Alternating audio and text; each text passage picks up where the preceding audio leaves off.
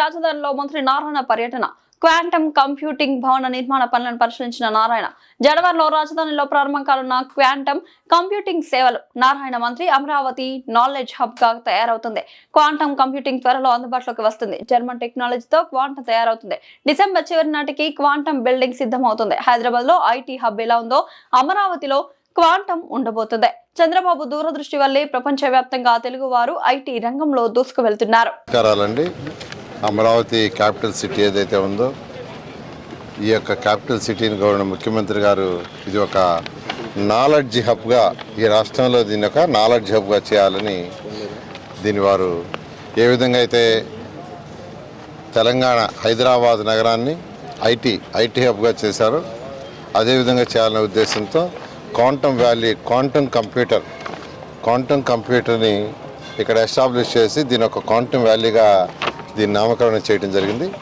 ఆ ఉద్దేశంతో ఏదైతే క్వాంటమ్ వ్యాలీ మిషన్ని ఏర్పాటు చేయబోతున్నారో అటు ఐబిఎం వాళ్ళు, టీసీఎస్ వీళ్ళందరూ కలిసి దానికి సంబంధించి బిల్డింగు 45,216 చదరపు అడుగుల్లో బిల్డింగ్ ఎంతో వేగవంతంగా కన్స్ట్రక్షన్ జరుగుతుంది. మేజర్ స్ట్రక్చర్లో మేజర్ పార్ట్ కంప్లీట్ చేశారు. అయితే ఈ బిల్డింగ్లో కొన్ని స్పెషాలిటీస్ ఉన్నాయి. అదేంటంటే ఈ క్వాంటమ్ ల్యాబ్ ఫ్లోర్ ఏదైతే ఉందో దానికి యాక్చువల్గా రూమ్ విత్ ఇన్ రూమ్ అనే ఒక కాన్సెప్ట్ యాక్చువల్గా ఈ బిల్డింగ్ని డిజైన్ చేయడం జరిగింది. అదేవిధంగా భూమి నుంచి వెలువడే సిస్మిక్ శబ్దాలు, పరిసర ప్రాంతాల్లో వచ్చే ట్రాఫిక్ శబ్దాలను తాకకుండా జర్మన్ టెక్నాలజీతో యాక్చువల్గా దీన్ని రూపొందిస్తున్నారు. అదేవిధంగా సమర్థవంతంగా ఈ మిషన్స్ ఇవన్నీ పనిచేయటం కోసంగా ఈ యొక్క క్వాంటమ్ చిప్పులు -273 డిగ్రీస్కి చల్లబరచడానికి హీలియం కంప్రెషర్స్, క్రయోజనిక్ డైల్యూషన్ రిఫ్రిజిరేటర్ని ఇక్కడ యూజ్ చేస్తున్నారు.